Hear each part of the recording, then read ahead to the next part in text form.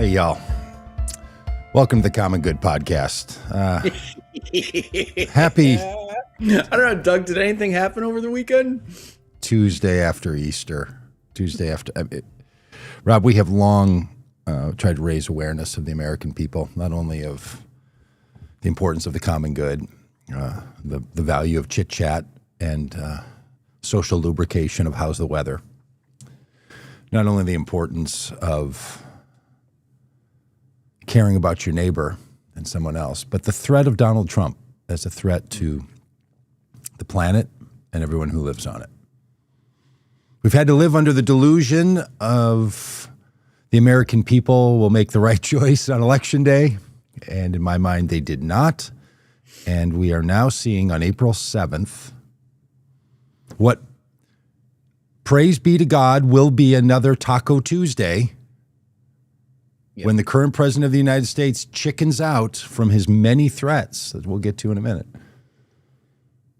to not obliterate one of, not that it matters, the oldest civilizations in human history. Mm-hmm.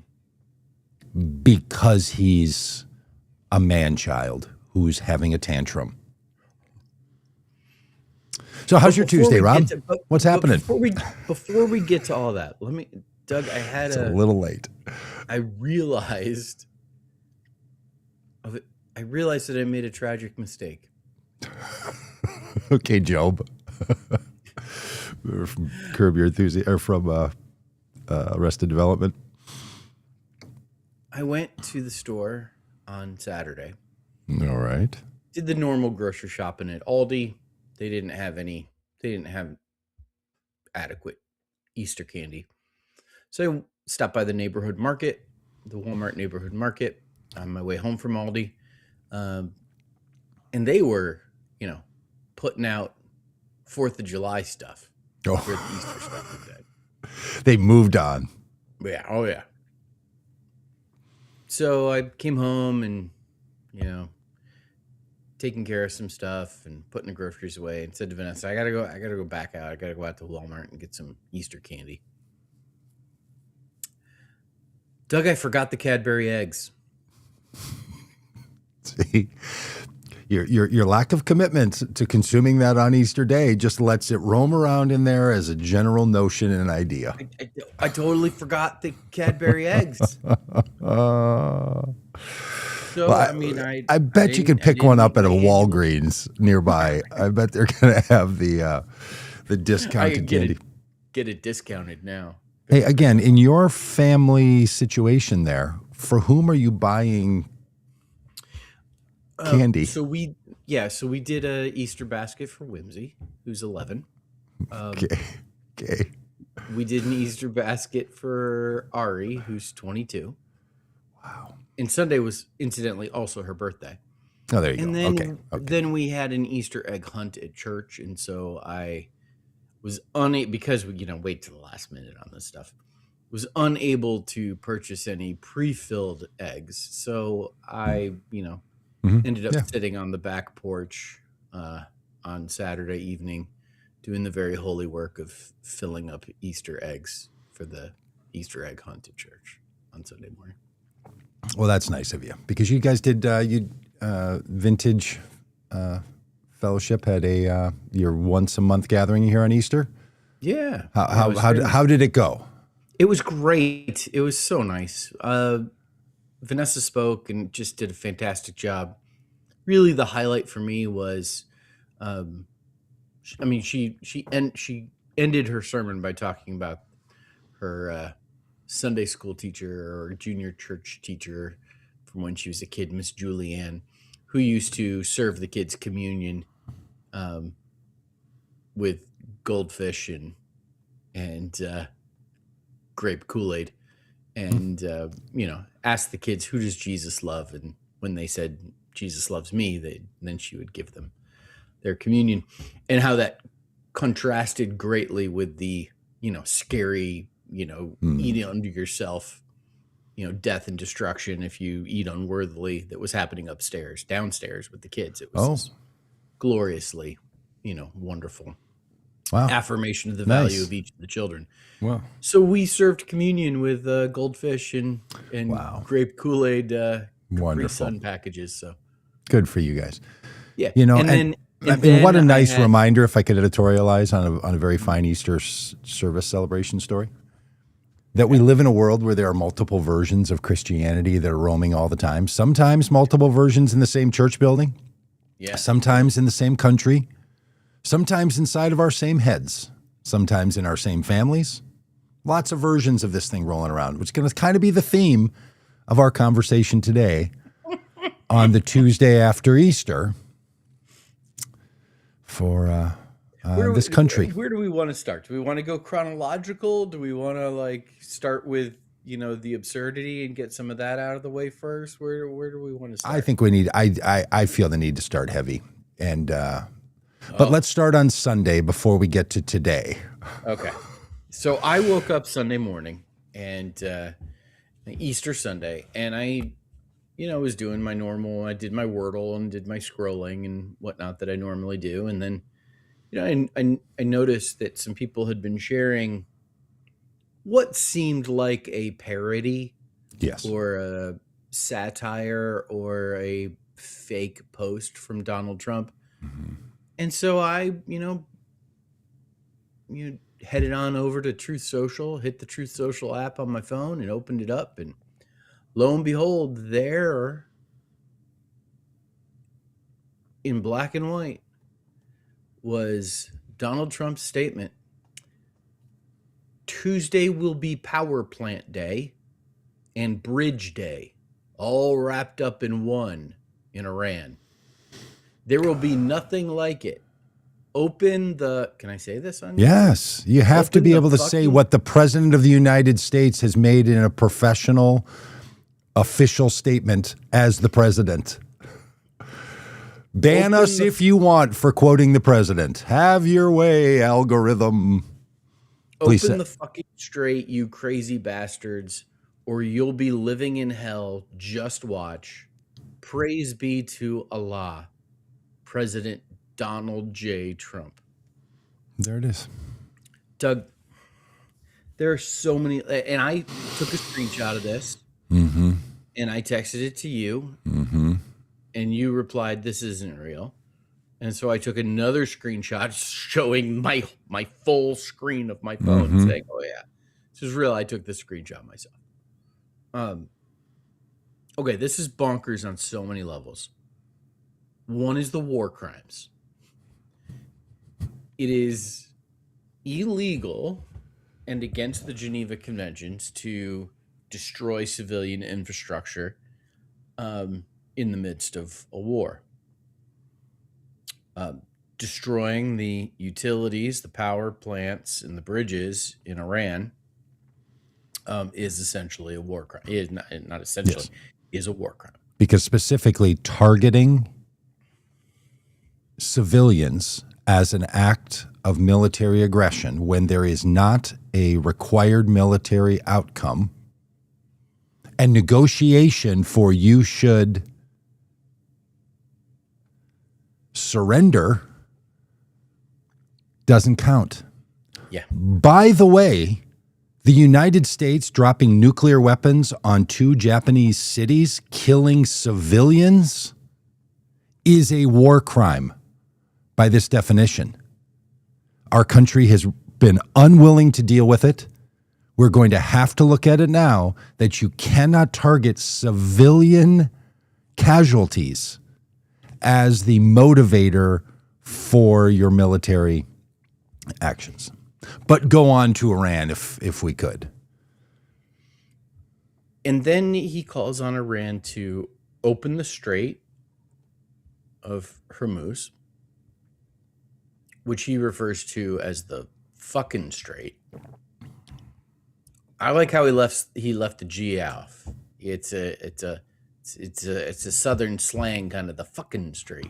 He was sneaking. He was trying to sneak around maybe the the idea that he's going to get He did use the apostrophe correctly though, which is Yes. really something for him. Yeah, good for him. Wow, he's come a long way. Yeah. Open the fucking strait, you crazy bastards. Doug, listen, have we not listened to a couple of weeks of messaging on the strait that this strait is no big deal. B, that taking this strait is going to be a piece of cake. C, Iran isn't really in charge. We're going to be able to take this strait, blah, blah, blah. Like, why is he now, like, freaking out, trying to insult the Iranians into opening the flow of oil once again? It's almost as if he's nervous. You say, open the fucking strait, you crazy bastards, when you are grasping. Nervous. Yes. When you're spiraling, when you're like, I don't know what to do here. This is really bad for me. There's a real, like, I just got news about oil prices, or I just got poll numbers about gas prices, and I'm freaking out. And, come on, you crazy bastards, open the fucking strait. Somehow I've miscalculated. By the way, quick little list here. March 1st, Donald Trump put out an explicit demand to reopen the strait fully without any threat within 48 hours, intended to expire on March 23rd, with the threat to obliterate Iran's power plants if unmet. March 23rd, the deadline was postponed. Military action was delayed with a 5-day extension because there were productive conversations going on. Then on the 26th, the demand is repeated for 10 days later, saying that there'd be total obliteration of Iran if not met by 8 p.m. on April 6th. Then on March 30th, he set out a new deadline to expand threats to the oil wells and Karg Island. Then on April 4th, he demanded the reopening of the straits within 48 hours, or there would be a repeated attack on their infrastructure. Then on April 5th, he set a specific clock, Tuesday, 8 p.m. Eastern Time, described as a 48-hour window to become the final deadline. Then on April 6th, a 48-hour framing reiterated as the final ultimatum for the straits. Then on April 6th into the 7th, overnight, he changed the move from Monday to Tuesday, stating the final deadline would be 8 p.m., framed as the final deadline with no more delays. Then on April 7th, he said, open the straits by 8 p.m. today. And then I think he said now, midnight today. Just a side note to this guy saying this. This is the same man and Pete Hegseth who just days ago said, we don't tell our enemies what we're going to do. Right. He is literally not telling them what they're going to do. He's simply threatening things that he's apparently not going to do. And Rob, there is no world in which a president of the United States making specific day and hour ultimatums to another nation, not fulfilling those, that is never a good thing, no matter what it is. And the thing he's talking about, opening the straits or we're going to obliterate your civilization, which he gets to this morning, is the worst negotiation possible. And why would a president of the United States be using his crappy old social media profile to be saying these things?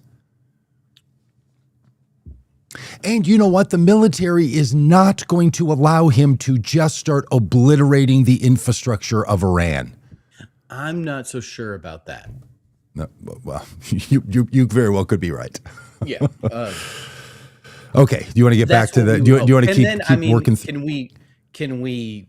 This is again Easter Sunday.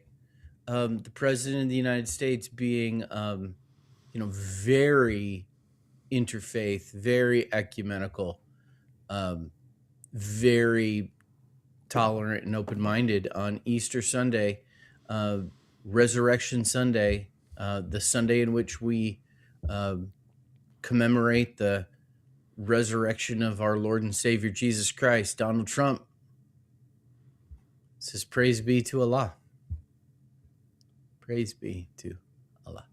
Now, somebody put a nice little comment on one of my posts that I made about all this saying, hey, just a reminder, in Iran, as well as a lot of other places in the world, Christians also use Allah for the name of God. Yeah. What they don't do, however, is use the very specific phrase, praise be to Allah. Allah Akbar. Mm-hmm. Donald Trump is using religious rhetoric to threaten and then to mock the religion, the primary religion of what he perceives as his enemy, to basically say to his followers, we will not respect their God. It will be our God versus their God. Yeah. That's what is going on here. Be blunt as can be. And then today, should we jump right to it?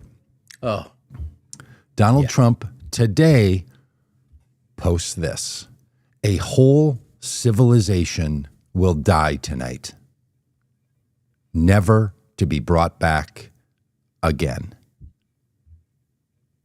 Goes on to say, I don't want that to happen, but it probably will. It's only happening if you, in your position of power, orders it to happen. Right. However, you're the only one talking about this. The only one. And you literally are the one who has the authority to say, do it or don't do it. Yes, it is not. This is not like a presidential speech in one of those, like, apocalyptic movies where there is an alien invasion happening or there's a meteor that's going to hit the planet, and the president says, a whole civilization will die tonight, never to be brought back again. I don't want it to happen, but it probably will. So if we don't launch a rocket and get somebody up there to do something, our brave men and women are. Yeah, look, I mean, or if he was saying a massive hurricane is coming and we hope it's not going to happen. But look, you have to be honest here. It probably is going to happen. That's what the predictions are saying. That is not this. This is human action. Human action, pure and simple. A decision made by one man who apparently has contracted the brain worm from his secretary of health. Yeah. However, Trump goes on to say, however, now that we have a complete and total regime change, what is he talking about? Where different, smarter, and less radicalized minds prevail, maybe something revolutionarily wonderful can happen. Who knows? Look, unless Donald Trump is following this up with, what I was referring to today is I am resigning the presidency. J.D. Vance is resigning the vice presidency. Pete Hegseth is resigning as the Secretary of Defense. Then we do not have a complete and total regime change with different, smarter, and less radicalized minds. Yeah, of course. Doug, if that happens, who's president? Mike Johnson. Mike Johnson. Look. This idea that there's a crazy regime threatening the world, it is the United States of America under Donald Trump. That is not hyperbole. This is not the way I use hyperbole saying Donald Trump is a threat to the planet and everyone who lives on it. This is literally a man using the bully pulpit and the official statement of the presidency to say a whole civilization will die tonight. By our choice. If you kill an entire civilization, you are committing war crimes. Because the crazy bastards won't open the fucking strait. The strait. Because one negotiating tool that you have for the war that you joined Israel in launching on Iran, after 45 plus years of negotiating with Iran, you decided this would be the time, with no congressional authorization, violating your own promise you made to your supporters, no public support, You put this thing into action and then stand back and say, who knows what's going to happen? Who really knows? We have crazy, deranged people we're dealing with. Yeah, we do. It is so unbelievably sad. And then he says, who knows? We will find out tonight. One of the most important moments in the long and complex history of the world, 47 years of extortion, corruption, and death will finally end. The United States has literally been involved in extortion and corruption in its relationship with Iran. That's been the entire thing, Rob, nearly our entire lives. Doug, God bless the great people of Iran. We can't skip over the phrase, one of the most important moments in the long and complex history of the world. Oh, it's so delusional. I don't know. I almost don't even know where to start in thinking about the long and complex history of the world and the most important moments that have happened. But opening the Straits of Hormuz probably doesn't rank. I would think that, the wheel, fire. I mean, going to the moon. Twice. I mean, there's people up there now, circling around. The printing press, I would think. Look, this will be the end of Donald Trump's presidency if he launches an attack of any scale on Iran over this. Republicans will leave him. He will be impeached. The level of delusion is just unbelievable. Doug, here's what's gonna happen. He's gonna taco this thing. Yes, he's gonna taco this thing, and he's gonna say, "We got the most amazing, wonderful negotiation you could have ever imagined." All we had to do was, I don't know, apparently make normal threatening the demise and the death of a civilization. It doesn't matter. It does not matter if he does it. Rob, do you know what I learned when I was on when I was on a jury trial? Yeah. Oh. You know what I learned when I was on a jury trial? I was in a jury trial where there was a person who physically beat another person, and that person was then charged with a crime, and we had to determine whether the person should be convicted.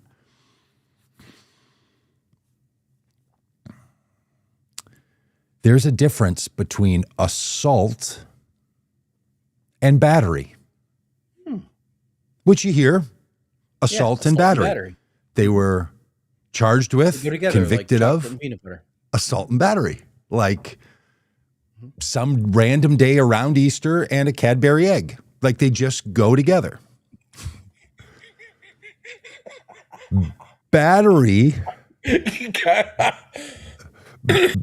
Battery is when you physically harm a person. Assault is the threat to physically harm a person. Oh. Do you know what is illegal? Assault. Assault. Do you know what counts as assault? Cocking your arm back and saying, "I'm going to punch you in the face." That in the United States, we determined to be a crime. The threat is the assault. Now, it's confusing, but what Donald Trump is committing here is presidential international assault. We will destroy, and he's doing it as a guy who, without any pretext that anyone else agreed to other than Israel, we have started launching military weapons into the nation of Iran. 13 service members of the United States have died. Thousands of Iranians have died. They've been destroying physical structures and military structures all over the country. So this assault, this threat, is backed up by current action. They're currently destroying parts of Iran. Donald Trump is bragging about it. The military is bragging about it. And this man has set a deadline that he got mocked for ruthlessly on Sunday and Monday. So Tuesday morning, he steps it up one more level. Baking in, we have a new people to negotiate with, and I'm sure somehow someone's going to come right out of the back rows of the, what do they call it, the Republican Guard? It's not the Republican Guard, is it in No, that was Iraq. Yeah. The IRG, it's called the Republican. The IRG is going to just come and be like, we can speak on behalf of Iran. But you know what Iran said today? Go Trump yourself. They put out a list of, I don't know, what was 8 or 10 demands. You know what we want? Sanctions lift. You to pay for the damage you did. We're not negotiating with you. Because you know what Donald Trump has gotten us into? Iran has all the power. The man is begging from March into April, please open the strait. Do you know what Iran has realized it needs for international power and protection? Not a nuclear weapon. The Strait of Hormuz. That's what they need. Yeah, and that's what they're using. Now, like the Gulf of America is now called the fucking Strait. It's officially new name. Doug, here's what I think is going to happen. 8 p.m. is going to come and go. Midnight's going to come and go.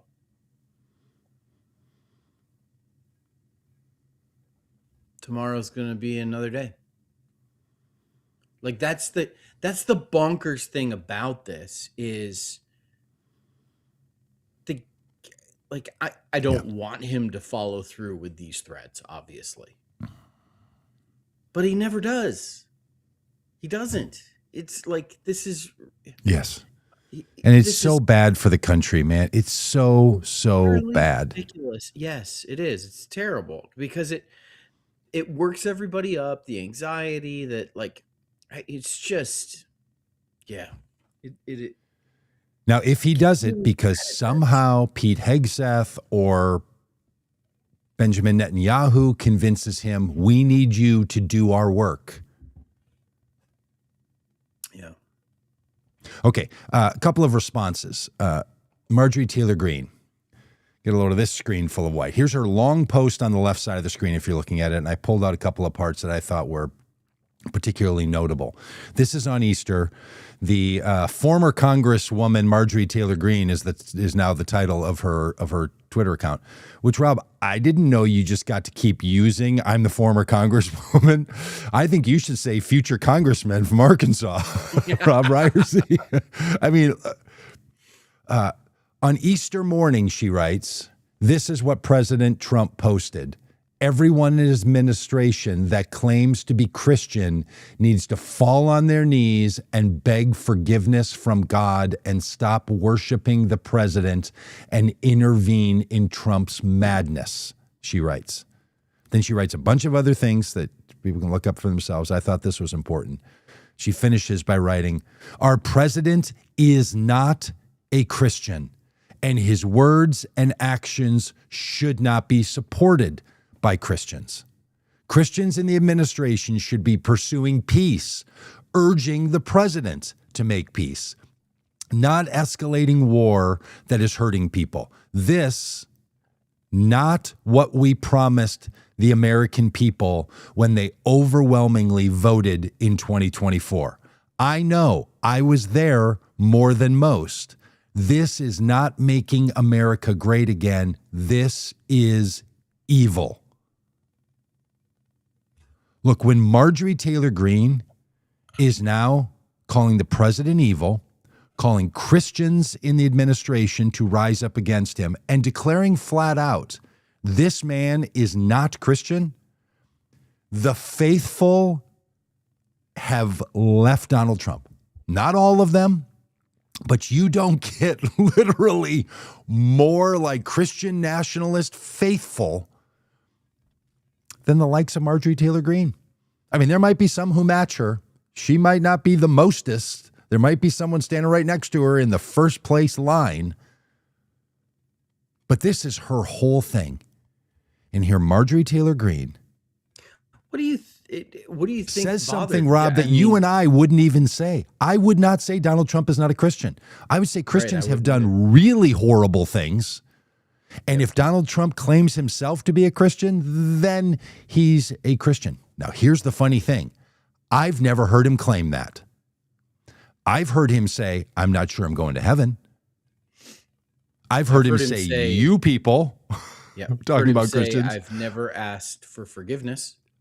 Yes, I've never asked for, I have no idea. I don't know if he is or not. Here's what I do know. No matter the faith of a president, the faithful people of any tradition don't decide they're going to follow the person because that president holds their same faith. That has nothing to do with it. Yeah. Any comments about Marjorie?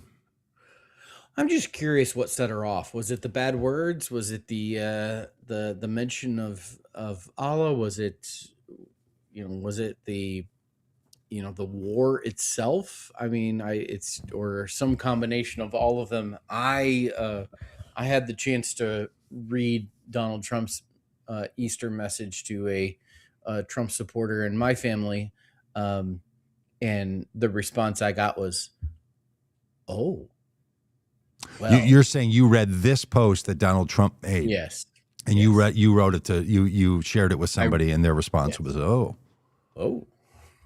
well." Yeah.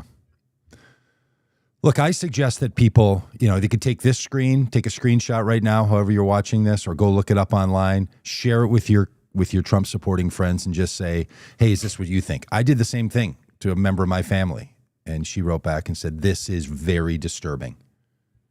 But Easter is one of the most powerful things we can ever do. Easter things, the things look. Easter, my favorite holiday. I'm big into it. I organize my Christianity around it.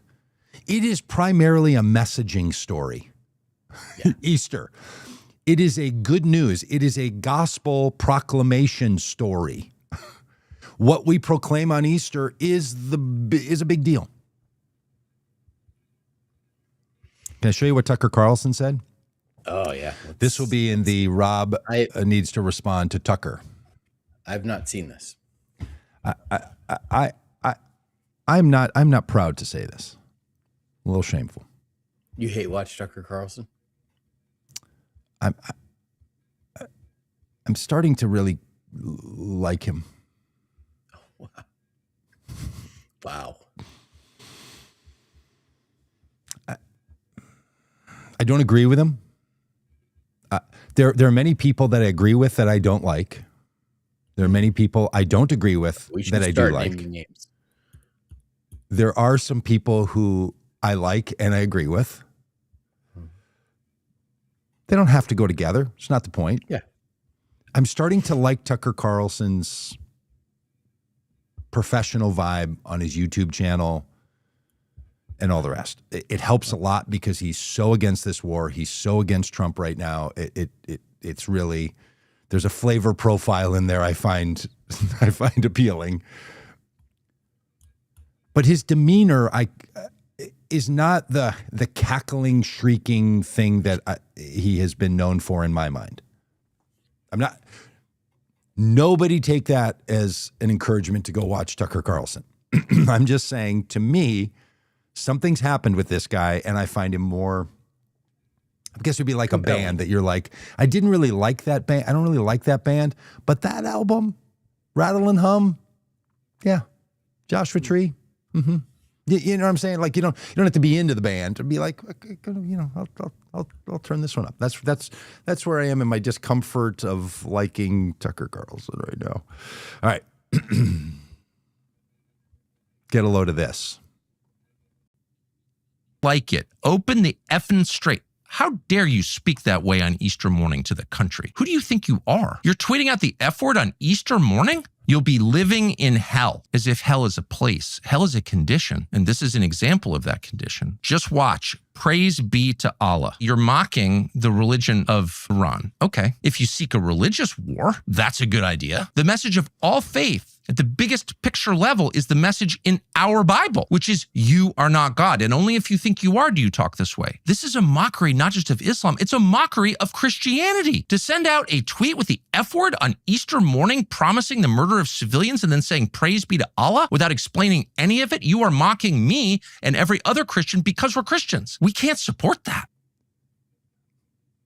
Wow. Right? It's pretty. Wow. I mean, he had Tucker me at, Carlson coming as if in hell is a place. It's not a place, it's a condition, which is something that, I've been joining lots of others and arguing for a very long time. Heaven and hell are not locations. They don't have longitude and latitudes. Wow. Okay. I don't care that Donald Trump said the F word on Easter. No. There's this secular, sacred and profane breakdown that is, causes people to clutch their pearls. But my goodness, the rest of it. Yeah. Just Tucker Carlson coming in hot and he is exactly right. He's exactly right that what Donald Trump is doing is making a mockery of Islam and making a mockery of Christianity. And who do you think you are? The calling out the arrogance, the hubris, the pride of someone and what would we expect from the person who slaps their name on everything, including the dollar bill? This guy would think, that he has the right to end a civilization. Rob, we don't always work on really meaningful and seamless transitions of content in this podcast, but we're going to do one now. And had I not just said we're about to do a seamless content transition, it would have just felt like it, but I can't let it happen. I don't want to build the expectation. The clip that you sent that I know you have a comment about, where Paula White in an Easter celebration, I think last Wednesday at the White House, says these things. Now, you just wanted one portion of it, but I felt the need to play a minute and 30 seconds maybe.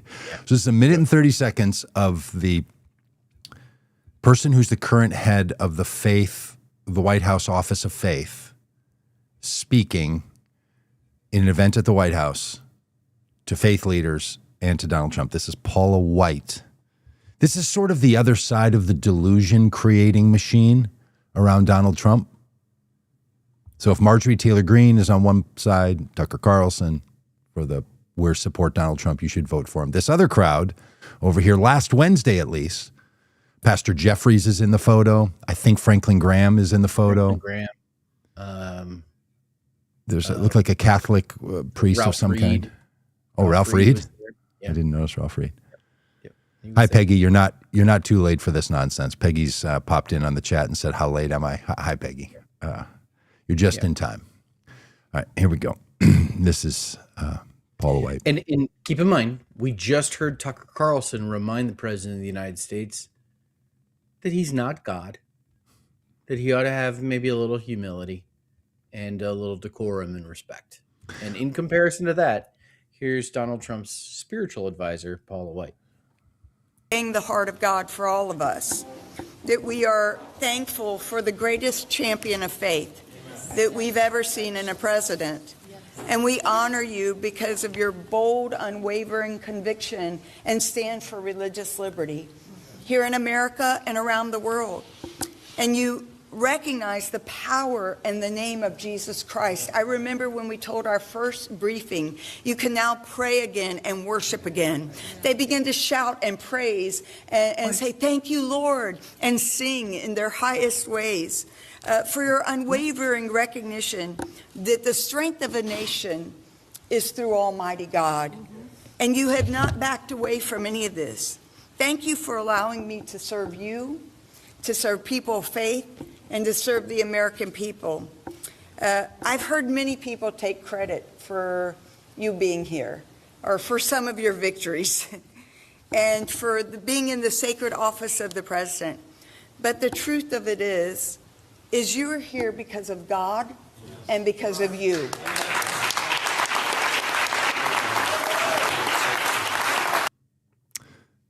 Now, I didn't even run it all the way through the point where she compares him to Jesus, who was, she says, falsely accused and then risen up, and that he is the messianic figure that we've all been waiting for. Right. But Donald Trump surrounds himself with people who tell him, when you weren't president, we couldn't praise God.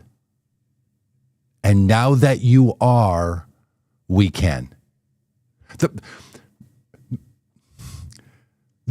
The amount of heresy and blasphemy coming out of a minute and 30 seconds is unmatched. That is a protein-packed bar of heresy. Yeah, and not the good kind of heresy either. Doug, much has been made of Paula White's comments, particularly the comments about comparing Trump to Donald Trump to Jesus, which we didn't show that part. Really laying on thick the messianic stuff, really laying on thick the kowtowing, the sucking up, the ass kissing, thank you for letting me serve you, and all that ridiculousness.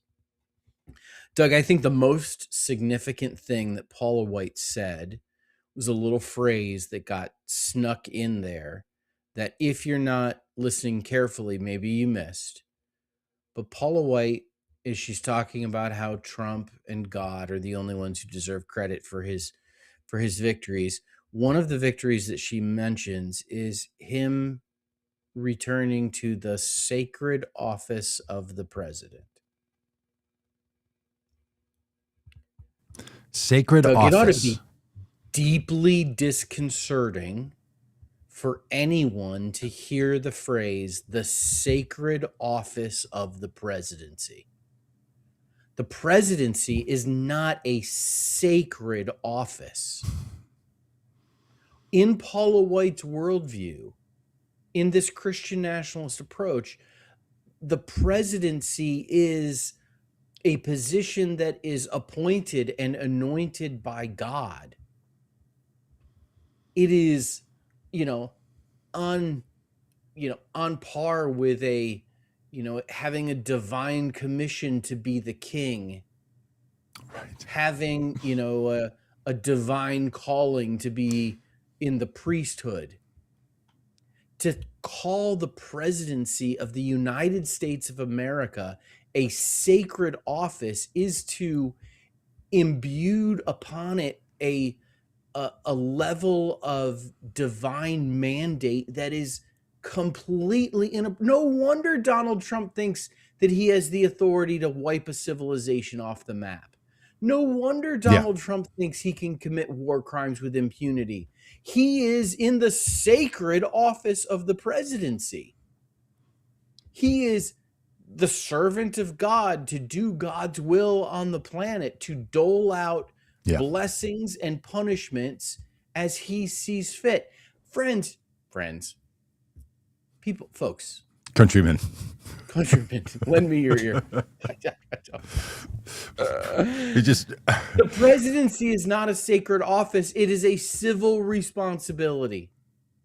The president of the United States does not serve God. The president of the United States serves the people of the United States of America. The United States said the way we're going to have a president is not the way we had a king, not by divine appointment, but by the choice of the people. That contrast was so meaningful.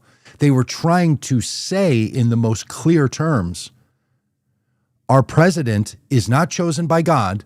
Our president is chosen by the people. So that office is not sacred. It's not And in Christian traditions, some things are considered sacred. Marriage to Catholics is a sacrament. Parenthood is a sacrament. It is sacred. There are some things that certain Christian traditions have said that some roles are considered sacred. None of them put being in public office and living in public housing as a sacred duty. Loving your neighbor, sacred duty. Caring for the least of these and the strong of these, a sacred duty. Yeah. Blessing those who hurt you and doing good to those who persecute you, sacred duty. Being the president, not a sacred duty. Right. It's a job. It's a job. That guy's gotten a lot of jobs in his life too, and this is just another one of them. Right. And I, theologically, we could break down the whole idea of sacred and secular. I actually think that dichotomy, that dualism is really unhelpful for life. I think that all life is sacred, is valuable. I think that all aspects of life are sacred. I think that washing the dishes is just as spiritual as praying. I think, like, especially if the dishes need to be washed. I don't buy into this whole because when you're washing the dishes and they didn't need to be washed, that we have a clinical diagnosis for. That is not sacred activity. I don't even know what I'm talking about. That's just me washing my hands 7 or 8, 9 times a day because I'm pretty sure I'm trying to control something because the world's out of control. Oh, totally. Paula White gives, Doug, this little phrase that she uses, and this is the first time I've ever heard anyone use this phrase. I have not, we have done a lot of work on Christian nationalism. We have watched a lot of speeches. We have watched a lot of commentary. We have watched a lot of interviews. And I've never heard someone use the phrase, the sacred office of the presidency. And she couples there that phrase and then her final phrase. A lot of people are trying to take credit for you, how you got to this sacred office of the presidency. And then she says something that is in violation of Christian understanding. Well, in the broadest sense, super fringy over here, and in violation of the United States of America structure for selecting its leader. She said, you are in this position because of God and because of you. Yeah. And Donald Trump turns to Pastor Jeffries next to him, and Jeffrey says, so true, so true. You can read his lips, so true. You know what any other president and every future president should say? No.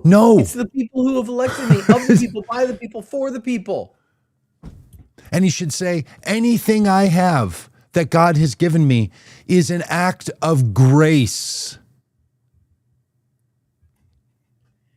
If you want to see yourself as a co-creator and co-laborer with God, I invite you to see your life that way, because that's how you should see it. And then you don't take credit, you enter in as a co-laborer. Yeah.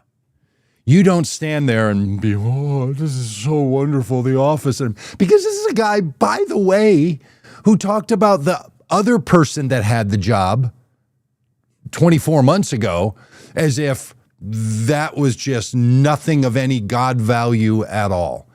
Almost as if the only time this became a sacred office is when you were in it. Yep. And look, you could have prayed in America always. Yes. Her story of people shouting praise to God when they because she told them, now you can finally do it, because the government now has a person in the executive branch of the executive role of the executive branch that we think proclaims Jesus the way we do. We're so sectarian that now you can be Christian in America. Yeah, Doug, can you play this again? Because I want to just listen this time specifically to the description of her in, I think she says, in the executive office, telling people they can pray again. Listen to her description of how people react, the shouts, and then she uses a phrase like the praise, and she uses a very unusual phrase there. Yes. Just pay attention to this. Okay. Now, it's going to be hard for some of us to get it because she comes from the charismatic tradition, and they have a set of words and categories that others of us aren't familiar with. But let me just be clear in dividing up responsibilities here. Rob is asking that you hear Paula White again. Okay, here you go. The heart of God for all of us, that we are thankful for the greatest champion of faith that we've ever seen in a president. And we honor you because of your bold, unwavering conviction and stand for religious liberty here in America and around the world. And you recognize the power and the name of Jesus Christ. I remember when we told our first briefing, you can now pray again and worship again. They begin to shout and praise and say, thank you, Lord, and sing in their highest ways. For your unwavering recognition. Pray and sing and something else in their highest ways because you can now worship again. Like this is so off the hook, just unbelievable. And then on Easter Sunday, which this was last Wednesday, then the coming Easter, Donald Trump says these things, praise be to Allah, and then threatens to kill all of civilization, being blessed by, as you saw it there, Jeffries, Paula White, Franklin Graham, some other guy, Ralph Reed. Ralph Reed. Do you know who was not there, interestingly? Anyone associated with Turning Point USA. Yeah, that's interesting. Just a little side note for people that get into the minutia of the Christian nationalists fights that are going on in America. You know who Donald Trump and Paula White still surrounds himself with? The old guard. Not the new insurgent Christianity, the old crowd. I mean, there wasn't a person there under 65. I don't know how old Ralph Reed is. 65. He's probably the young kid standing up there. Doug, there's been in the past, I don't spend a lot of time on LinkedIn. There used to be a little trope on LinkedIn where people would describe events that were often self-congratulatory. They would talk about, a deed well done on the subway on their way to work. Okay. Where like the whole subway car began, applauding for their kindness that they, and people would respond with, that never happened. Really? Like somebody would tell a story that wasn't true? Yeah. I love it. Paula White describes in their first briefing, that people are allowed to worship and pray again. And people began to thank God. They in their highest voices. Sing and shout. Shout. Didn't happen.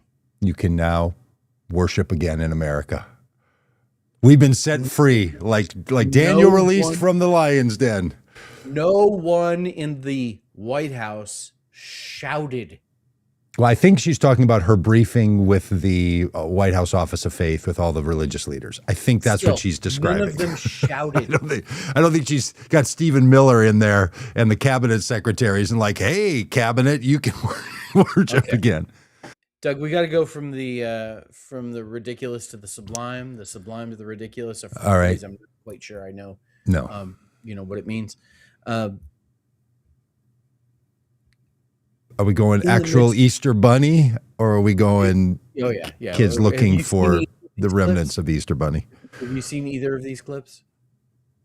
No, I just enough. I only saw them enough to have put them in the video feed here. Well, we're gonna watch a couple of clips here from the White House Easter celebration, because in the midst of praising Allah on Easter, in the midst of cursing out the leaders of a country that we're at war with, in the midst of threatening the world, Donald Trump took the time to to make it about the kids. So do you want to play the kids one first, or do you want to play the balcony? No, because the Easter Bunny one was there at first. He appeared. Okay, so which one do you want first? We're going with the Easter Bunny one first. Okay, here we go. Gets much more hostile than Iran. They're capable fighters. They're very tough people. And there are others like that. You don't mind when the enemy is weak, but that enemy is strong. Not so strong like they were about a month ago, I can tell you. In fact, right now, they're not too strong at all, in my opinion, but we're soon going to find out, aren't we? Donald Trump and the First Lady standing on the steps with the Office of the Presidency and a giant Easter bunny hiding next to him like that invisible gorilla video. Oh, It's so absurd. And then apparently at the Easter thing with the Easter bunny standing there, he starts talking about how powerful the warriors in Iran are and if we're going to find out and how much destruction we're going to bring to them. and meanwhile, the Easter Bunny's just bopping next to him. It's so funny. It is so absurd. Who's the person in the Easter Bunny? Who's the person in the Easter? I was thinking the same thing. Is it Stephen Miller? Is it Stephen Miller? Is it Stephen Short. Miller? Is Easter Bunny short? He is short. He's a small in stature person. I mean, that entire clip is so absurd. It's not as absurd as the next one, if you're Doug. standing with your wife and if not you're as standing absurd as behind the the presidential seal and all the Easter wrapping of the post next to you in Easter colors, and there is a 7 foot tall, including the ears, Easter bunny next to you, you don't start talking about the warriors in Iran that are so powerful, but not going to be as powerful after we find out whatever we do to them.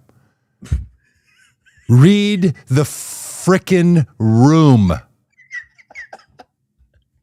So Donald Trump left the platform here with the Easter Bunny and made his way amongst the hoi polloi, and ended up sitting at a kids' table, Doug. Oh, And the kids, I think, were working on little crafts, little painting stuff, and Okay. doing some things. And this is what happened. I could sign autographs. And then tonight you can sell them for $25,000 on eBay. Sign mine. Sign mine. I'll sign. Oh, that's nice. I think I'm going to sign this. That way I say, I drew it. Look, I drew it. Look what I did, everybody. Now, Biden would use the auto pen. He'd have an auto pen problem. Joe Biden, he didn't sign. He was incapable of signing. He said, so they'd follow him around with this big machine. You know what it's called? An auto pen.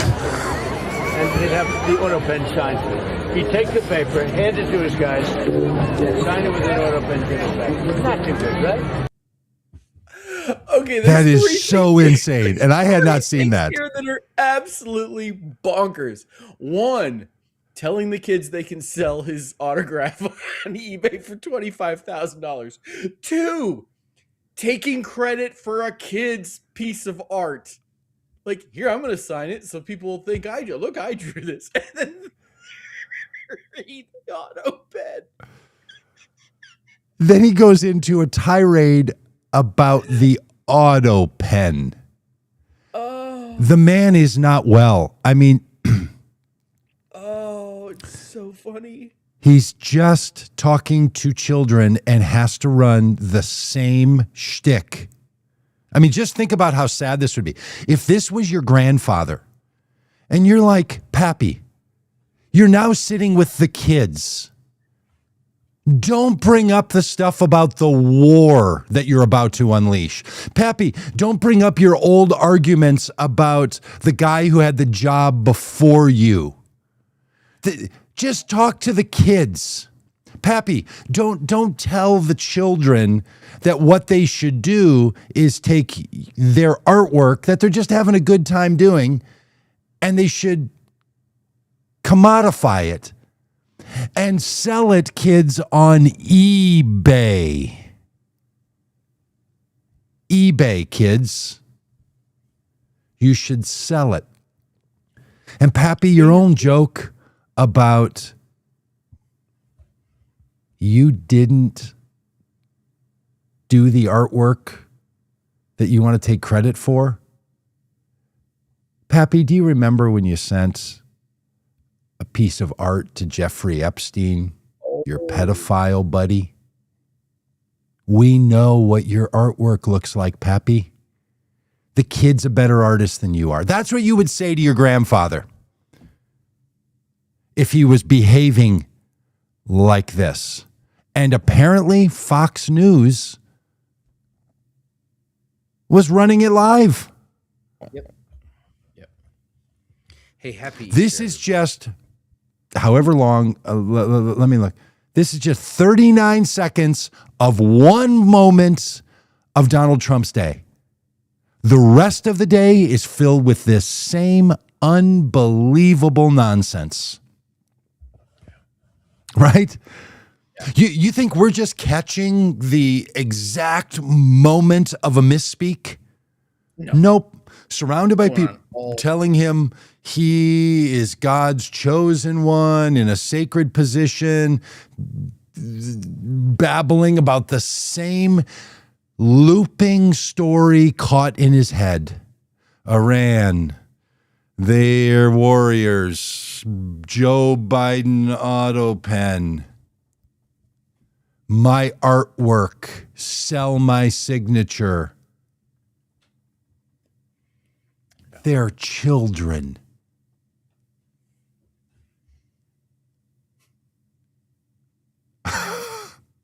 It's crazy, isn't it? It's crazy what is in the man's brain and comes out his mouth.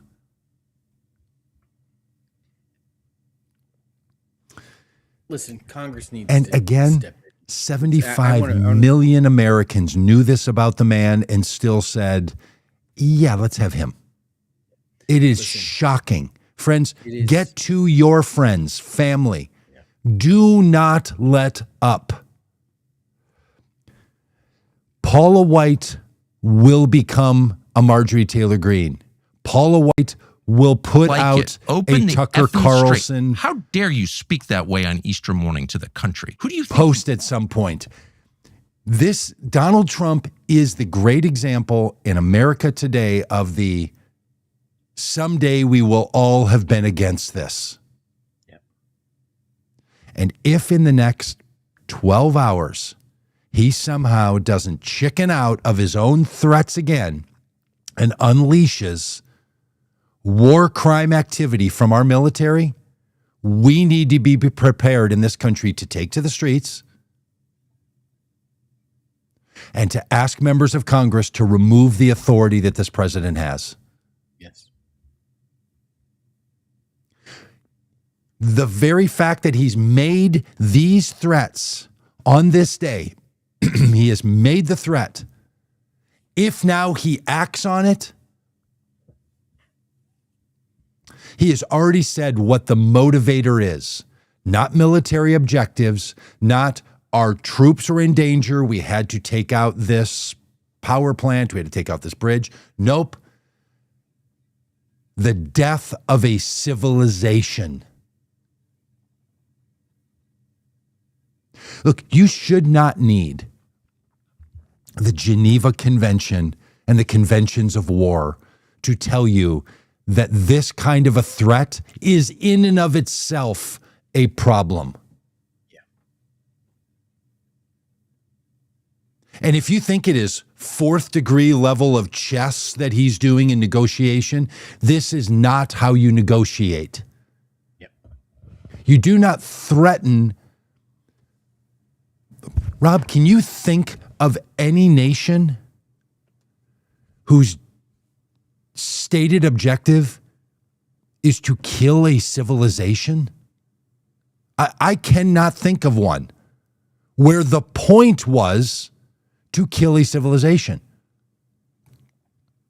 Who would even frame it like that? I don't know. Who would even United say that? States and the Who would Native look at that and say, nope, those are the words that I want to be the official statement from the President of the United States.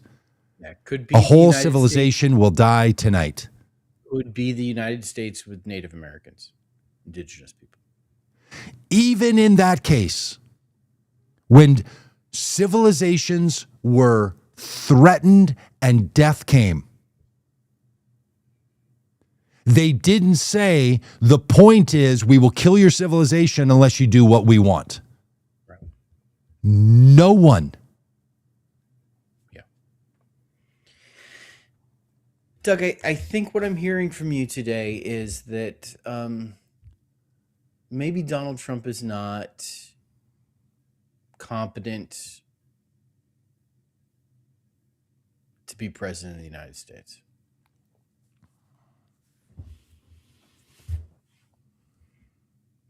Not in any way that's going to serve the American people. Now, I don't think Amendment 25, which is if the president's, does lack the capacity to be president, that's not true. He has the capacity. I don't think the 25th Amendment is what we've got. Yeah, and the 25th Amendment would require his cabinet stepping in, which, Well, even if they wanted him out, I don't think that's the I just don't think anyone can make an argument that the man doesn't have his faculties. Like that kind of thing is there if somebody's become very ill or incapacitated. It's not for the man is babbling the same things that he's been saying the whole time we voted for him. It just I don't know. We can't get there. And until he commits a crime, which a high crime or misdemeanor could be an international crime from the perspective of Congress. It is so bad. Yeah. The only thing he can try to do at this point, Rob, is to try to say we negotiated a settlement like he did with, the women that he sexually assaulted. And he can pay $85 million to random people in Iran, as well as he did to a woman he sexually assaulted and then slandered. So he knows about settlements. Maybe get Michael Cohen to carry, $140,000 check like he did to Stormy Daniels when he settled. Maybe he can sign a non-disclosure agreement with all the settlement money that he's going to send to Iran. Because this guy knows how to negotiate. But you know what I think is not going to happen? And if I'm proven wrong, me being wrong about this is not going to be the point of conversation tomorrow. He's not wiping a civilization off the map. The planes aren't going to start dropping bombs. Maybe they will hit power plant that's related to some military operation somewhere. And the Strait of Hormuz is not going to be open tomorrow. It's not, again, Doug, it's not the Strait of Hormuz. It's the fucking strait. It's been rebranded renamed. like the Gulf of Mexico. It was rebranded. Yes, totally. Like the Gulf He of wasn't America. using profanity. He was just using the new title. The new name, yeah. Yeah. That's why the G is off it. It's the Like fucking keep strait. on trucking. But not across the bridges that we blow up. Yeah. Remember when keep on if trucking was a civilization is thing? still here, maybe we can come back tomorrow to talk about it. But if it's not, it's been a good run, everybody. How did keep on trucking ever become a saying in American culture in the 70s? Remember there were hats and shirts. Yeah. Yep. Hey, So we were talking about running the TED. Like was that a trucking movie? Which one? Smokey and the Bandit. Yeah, kind of. I don't know. Yeah, I mean not quite to the level of Convoy. Remember that? Could you sing the Convoy song right now? I was born in 1975. Yeah. So, Did you not watch Smokey and the Bandit? Did you not watch the 70s movies like in the 80s when you were a kid? No. God, that explains a lot. Just a couple of little missing pieces in there that could really round out some cultural references for this old man podcast that I keep bringing up. Mandrake, I agree with you. The Dems are just as bad. I mean, look, there's nobody probably watching this who is like, I can't vote for Kamala Harris because of Gaza. Trump would be better. But how's that Doug, working for anybody? I mean, listen, I we got to wind this thing up, but I predicted that by early summer, 3 prominent cabinet members would be gone. We got 2. 2 out of 3 ain't bad, as Meatloaf would say. Yep. Gonna get the 3rd one here soon, I imagine. But yeah. Yeah, it might be not. It might be somebody of high profile that's not a cabinet member. There's a lot of talk about Stephen Miller. Oh wow, that would be interesting. I've heard a lot of talk about Kash Patel and Tulsi Gabbard. Tulsi Gabbard. Yep. Interesting that the women are on the way out the door, being replaced by white men. And Kash Patel. Yeah.